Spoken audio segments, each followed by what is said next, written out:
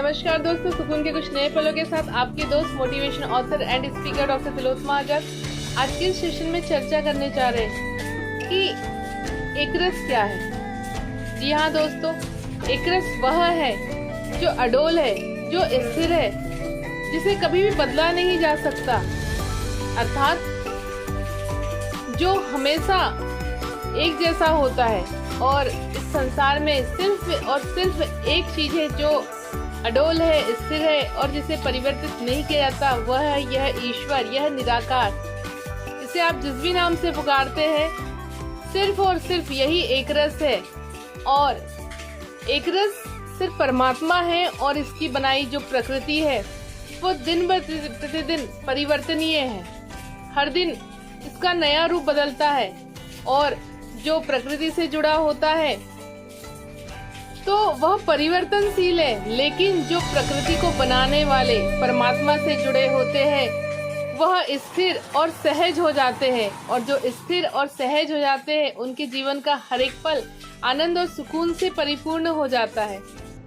चलिए एक छोटी सी कहानी के माध्यम से समझते हैं कि एकरस या सहज अवस्था क्या होती है, जिसे प्राप्त करने के बाद व्यक्ति परम आनंद की अनुभूति करते हैं। राजा जनक, जिन्हें विदेह राज जनक कहा जाता था, एक राजा होने के बावजूद भी क्यों उन्हें विदेह राज कहा जाता है। विदेह अर्थात देह से मुक्त होना, और देह से मुक्त हुआ व्यक्ति अर्थात जिसने ईश्वर को, इस गोविंद को प्राप्त कर लिया है। लेकिन क्या ये परिवर्तनशील देह में रहते हुए भी राजा जनक विदेह राज जनक कैसे कहलाए? यही प्रश्न उनके राज्य में एक युवक के मन में उठा और वह विदेह राज जनक की सभा में पहुंच गया और हाथ जोड़कर विनती की कि महाराज, मैं आपसे एक प्रश्न पूछना चाहता हूँ। विदेह राज जनक ने कहा कि अच्छा पूछिए, आप क्या पूछना चाहते हैं? तो उस व्यक्ति ने कहा कि महाराज, आप सारे सांसारिक सुख सुविधाएं भोग रहे हैं, आपकी रानियां भी है और आप राज्य में शासन भी कर रहे हैं, फिर आप विदेह कैसे कहलाए? राजा जनक ने कहा कि चलिए इसका उत्तर मैं आपको कल दूंगा। कल आप मुझसे मिलने सुबह आइए। वह व्यक्ति सुबह राजा जनक से मिलने आता है। राजा जनक उसे एक कमरे में लेकर जाते हैं। उस कमरे में उसे कहते हैं कि आप यहाँ पर लेट जाइए। वह व्यक्ति, वहाँ पर एक बिस्तर होता है, उस पर लेट जाता है। अब उस व्यक्ति के ऊपर एक कच्चे धागे में तलवार लटका देते हैं और उसे छोड़कर आ जाते हैं।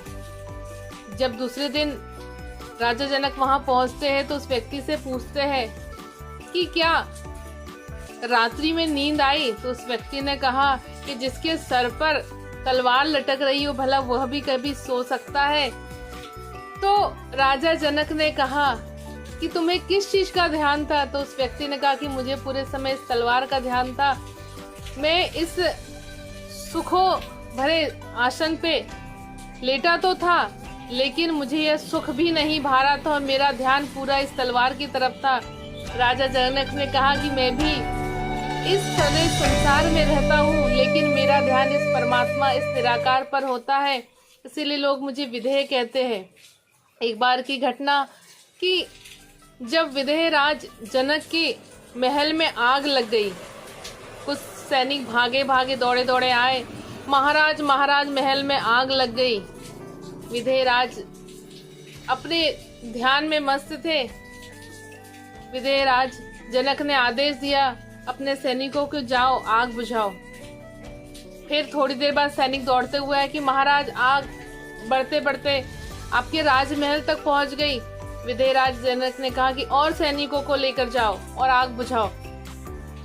जब सारे सैनिक पहुंच गए तो वहां पर एक व्यक्ति आया और पूछने लगा कि महाराज, आपके महल में आग लगी, समझ में आता है आप जहां रहते हो उसी कक्ष में आग लग गई है, उसके बाद भी आप सैनिकों को भेज रहे हो और आप स्थिर और सहज है।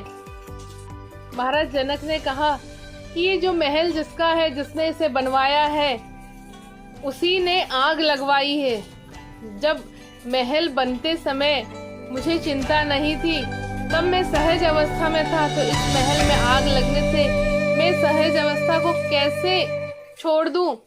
और जितना प्रयास मैं कर सकता था वह प्रयास मैंने किया, मैंने सैनिकों को भेज दिया। अब यदि मैं विचलित भी होता हूँ तो इससे कुछ नहीं होने वाला।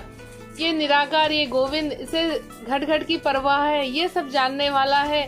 और थोड़ी देर बाद सैनिक आते कि महाराज आग बुझा दी गई। तो महाराज विधेय जनक ने उन व्यक्ति से कहा कि देखिए कि जिसने आग लगाई थी उसी ने आग बुझा दी, बस इस पर विश्वास हो।